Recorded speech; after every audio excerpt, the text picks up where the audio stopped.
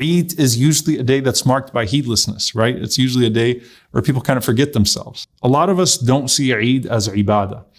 And the Eid of Dhul Hijjah is specifically a day of worship. And it is the second best day of the 10 days. So what is the ibadah of Eid al-Adha? Well, first and foremost, obviously the sacrifice itself is a very important ibadah. And that's why Allah subhanahu wa ta'ala, He put sacrifice next to salah. Say that verily my prayer and my sacrifice. Sacrifice in the general sense, no doubt, but here sacrifice in the specific sense. My life and my death are all for Allah subhanahu wa ta'ala. And what is it called? Qurbani, right? Qurb. Qurb. You come close to Allah. You draw near to Allah subhanahu wa ta'ala. Think about the person clinging on to the cloth of the Kaaba, right? You're drawing near to Allah subhanahu wa ta'ala with this sacrifice. And Ibn Umar radiallahu ta'ala anhuma said that the Prophet ﷺ lived in Medina for 10 years, and every one of those years he sacrificed sallallahu alaihi wasallam. So he didn't miss it. Prophet ﷺ said, when the 10 days enter and one of you wants to offer a sacrifice, the Prophet ﷺ said, do not let anyone remove anything from their hair or from their skin in that time period. And so the intention of offering the sacrifice is in the beginning of Dhul Hijjah, and it extends all the way until the Eid. And so the one who is offering a sacrifice should avoid removing from their hair or from their nails. And this is the Sunnah of the Prophet sallallahu alaihi wasallam. And so Ash-Shawkani rahimahullah says it's like a person who is in ihram, and that every part of their body is freed from the hellfire as a result of abstaining from cutting from their nails and cutting from their hair until the sacrifice is offered. So that's part of the ibadah of it as well. Eid is, of course, a time where following the Sunnah is in and of itself a blessing. It's a time of sadaqah, right? You want to give charity from your sacrifice. And of course, you know, in the situation of most of us, the entirety of the sacrifice goes towards sadaqah. And that's something that's blessed, right? That a person, you know, offers their sacrifice, especially in one of the distressed countries where some people don't eat any proper food until the day of Eid, subhanAllah. It's their day where they have a chance to actually eat properly. And so that's one of the blessings as well. And the Prophet ﷺ marked the day of Eid, whether it was Eid al-Fitr or Eid al-Adha, with his sadaqah. So make sure that you are plentiful in giving charity on the day of Eid as well.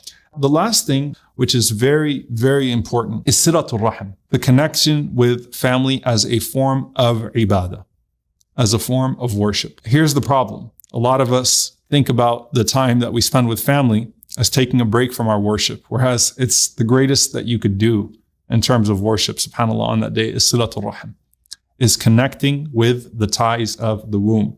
And silatul rahim does not just refer to your immediate family, though that is who is immediately implied, okay, and included. So your parents, if they're alive, if they're not alive, maybe you give sadaqah on their behalf, you call their friends, you call their relatives. That's one of the ibadat that the Prophet ﷺ taught us, to maintain the ties with the loved ones of our deceased loved ones, right? So you call who would your parents typically have called if they were alive, if they were still with you this Eid? You call them instead and say, I know that my mother or my father used to keep up with you on the day of Eid. Send them something, greet them, whatever it may be. That's a form of silatul rahim as well. But silatul rahim with your parents who are living, with your spouses, connecting, making that a time where you connect with your spouse, with siblings, with children, with your uncles, with your aunts, with even cousins and people that are extended relatives. Why? Because they are the ties of the womb. So this is a time of community and a time of family, and seeing that as ibadah. And so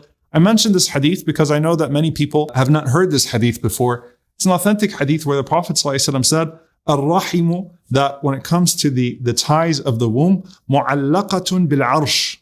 The ties of the womb are tied to the throne of the Most Merciful. And the arsh speaks, Man wasalani wasalahu Allah, wa man qata'ani qata'ahu Allah. So the ties to the throne, just like the ties of the womb, they say, whoever connects me, then Allah subhanahu wa ta'ala will connect with that person. And whoever cuts me off, Allah subhanahu wa ta'ala will cut me off. Okay? This is very, very severe, but it has a great reward in it as well.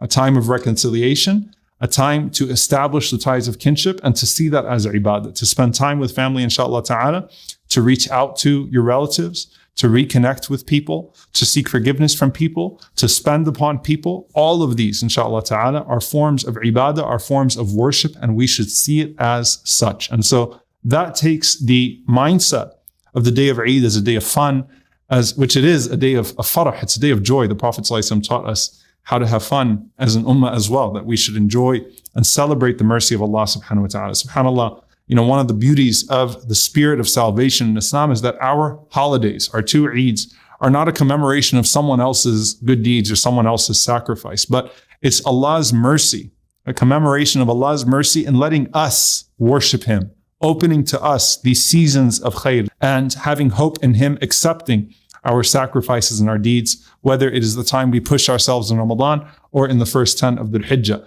Beyond that, you have joy. You have moments of joy with your family. See that as part of the ibadah of Eid as well.